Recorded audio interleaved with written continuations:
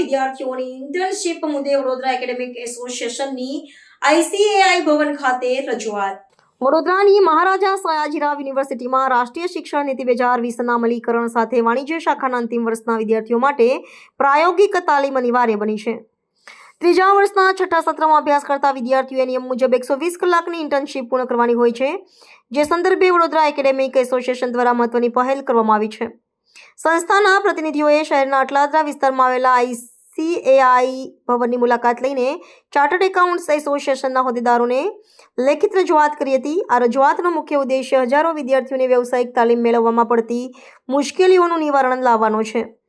એસોસિએશને જણાવ્યું હતું કે વાણિજ્ય શાખાના વિશાળ વિદ્યાર્થી સમુદાયને સચોટ માર્ગદર્શન અને તાલીમ માટે યોગ્ય મંચ મળી રહે તે જરૂરી છે. વડોદરાના પ્રતિષ્ઠિત ચાર્ટર્ડ એકાઉન્ટ્સ પોતાની પેઢીઓમાં વિદ્યાર્થીઓને તાલીમ માટે સ્થાન આપે તો શૈક્ષણિક જરૂરિયાત પૂર્ણ થવાની સાથે વિદ્યાર્થીઓને વ્યવહારુ જ્ઞાન પણ પ્રાપ્ત થશે. ચાર્ટર્ડ એકાઉન્ટ્સ એસોસિએશનના પ્રતિનિધિઓએ આ રજૂઆતને હકારાત્મક રીતે સ્વીકારી વિદ્યાર્થીઓના હિતમાં સહયોગ આપવાની ખાતરી ઉચ્ચારી હતી. શિક્ષણ જગતના નિષ્ણાંતો માને છે કે શૈક્ષણિક સંસ્થાઓ અને વ્યાવસાયિક સંગઠનો વચ્ચેનો આવો સમન્વય નવી શિક્ષણ નીતિના આશયને સાર્થક કરશે. આગામી દિવસોમાં વિદ્યાર્થીઓને તાલીમ માટે વિવિધ પેઢીઓ સાથે સંકળાવવાની પ્રક્રિયાઓ વધુ વેગ આપવામાં આવશે, જેથી નિર્ધારિત સમય મર્યાદામાં વિદ્યાર્થીઓ પોતાની તાલીમ પૂર્ણ કરી શકે.